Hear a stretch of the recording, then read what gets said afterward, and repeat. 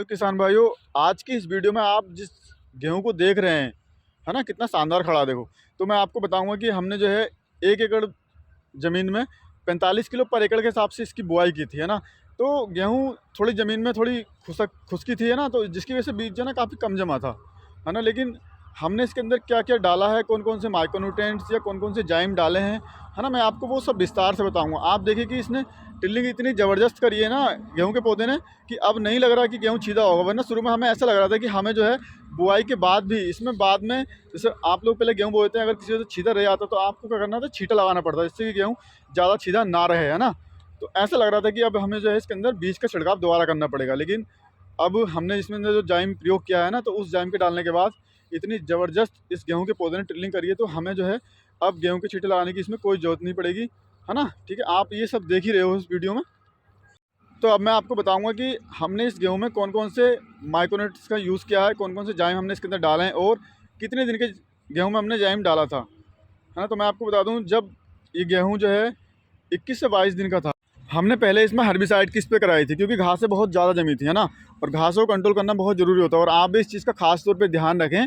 अगर आपके गेहूं में घासें ज़्यादा जमी हो तो आप पहले घासों को कंट्रोल करने के लिए हर्बिसाइड का प्रयोग करें, क्योंकि पौधा जो है सही से ग्रोथ तभी कर पाता है जब उसको पूरा स्पेस या खुली जगह मिलती है ना। तो अगर आपने घासें जमी है और घासों को कंट्रोल करे बिगड़ ही आपने उसमें जिंक जाइम डाला, तो उसका जो है क्या होगा कि जो जिंक जाइम आप गेहूं के पौधे को देंगे, है ना, तो उसका गेहूं से ज़्यादा जो असर है वो घासों पे आपको देखने मिलेगा। तो आपको इस चीज़ का मैं आपको बार बार बता रहा हूँ, ख़ास तौर पे ध्यान रखना है कि आपको अगर घासों की समस्या ज़्यादा है आपके यहाँ जमने की, तो आप पहले घासों को मारें, है ना, या घासों को कंट्रोल करें।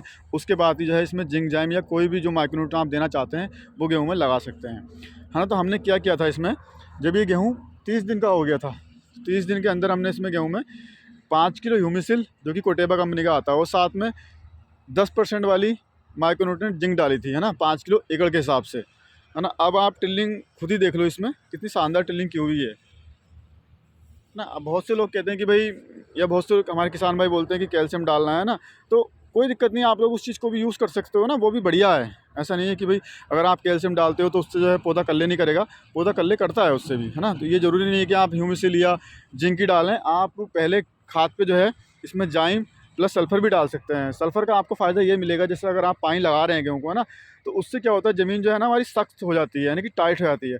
अब सल्फ़र काम क्या करता है, सल्फ़र जो काम करता है वो ज़मीन को सॉफ्ट करने का काम करता है, जिससे कि होता क्या है कि गेहूं के जो पौधे की जड़ें हैं ना, उनका विकास बहुत तेज़ी से होता है। और जब जड़ें तेज़ी से विकास करती हैं किसी भी पौधे की, तो उसमें कल्ले मारने की, है ना, या शाखाएं पोड़ने की जो क्षमता है वो कई गुना बढ़ जाती है, क्योंकि अगर पौधा सही से चलेगा खुल करके, है ना, तो कल्ले वो उसको जो है कल्ले मारने में काफ़ी आसानी होती है। क्योंकि कई बार आपने देखा होगा कि ज़्यादा पानी भरने की वजह से, है ना, जब हम लोग पानी देते हैं गेहूं को, तो जहाँ पर ज़मीनें गहरी होती हैं या किसी वजह से पानी ठहर जाता है, तो ज़मीन जो है ना बहुत ज़्यादा सख्त हो जाती है ना, जिससे कि पौधा जो है ना काफ़ी पीला पड़ जाता है ना। अगर आप उसको सही टाइम पे जिंक जाइम नहीं प्रोवाइड कराओगे तो पौधा जो है वो सीधा चलने लगता है ना, हरा तो हो जाएगा, कोई दिक्कत नहीं है। अगर आप उसको कुछ भी नहीं देंगे ना, तो आपसे लेके वो 10 से 15 दिन के बाद जो है पौधा हरा हो जाएगा। लेकिन होता क्या है कि वो पौधा कल्ले नहीं कर पाता है ना।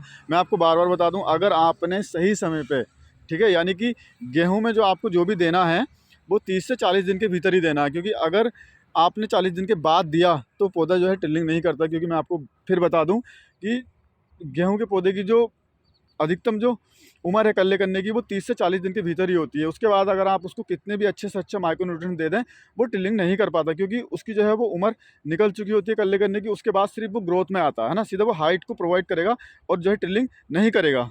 तो इसलिए आपको ये ध्यान रखना है कि आपको जो भी माइक्रोन्यूट्रिएंट्स जिंक जाइम या कैल्शियम सल्फ़र पोटास जो भी डालना है आपको, वो गेहूं में 30 से 40 दिन के भीतर ही डालना है। और सबसे ज़्यादा ज़रूरी बात जो आपको ध्यान रखनी है वो ये है कि आपको यूरिया की मात्रा कम रखनी है, क्योंकि ज़्यादा यूरिया देने से पौधा ग्रोथ एकदम करता है, यानी पौधे की लंबाई बढ़ जाती है, जिससे पौधा फुटाव कम करता है। जानकारी सही लगी हो तो वीडियो को अधिक से अधिक शेयर करें, जिससे और किसान भाई भी इस जानकारी का लाभ उठा सकें। और अभी तक वीडियो को लाइक नहीं किया तो वीडियो को लाइक करें और चैनल को सब्सक्राइब करें। वीडियो देखने के लिए धन्यवाद।